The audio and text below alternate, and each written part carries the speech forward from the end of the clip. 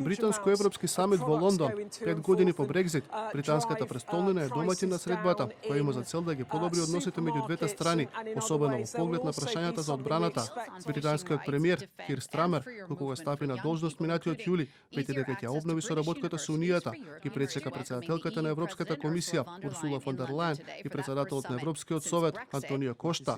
Според една од клучните ставки во договорот кој го постигнаа, Велика Британија добива пристап до новиот пакт за одбрана и безбедност, фонд на ЕУ во висина од 150 милиарди фунти, кој обезбедува заеми за одбранбени проекти.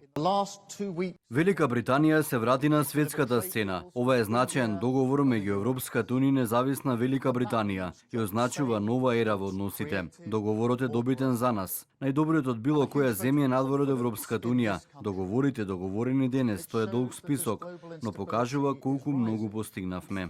Шефицата на Европската комисија смета дека двете страни делат иста визија во однос на климатските цели, миграцијата и почитувањето на правото. Најголемо внимание сепак ќе се посвети на заштитата на границите и внатрешната безбедност. Ја засилуваме соработката за да ги заштитиме нашите граѓани. Тоа значи повеќе заедничка оперативна работа, особено преку Европол и заедничка размена на информации. Бидејќи како што сите знаеме, криминалот не запира на границите. Ги здружуваме силите за да се справиме со шверцерите и трговците со луѓе. Председателот на Европскиот совет пак вели дека царините меѓу двете страни ќе станат историја и дека се гради ново стратешко партнерство меѓу Брисел и Лондон.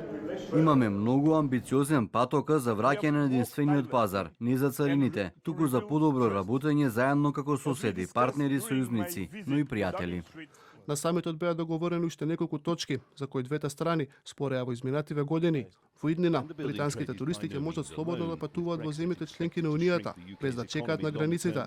Во однос на риболовот, новиот договор го задржува моменталниот статус кво, давајќи им на бродовите од Унијата континуиран пристап до водите на Велика Британија до 2038 година. За возврат, Велика Британија добива помалку бирократија за храната и пијалоците кои се тргуваат со блокот.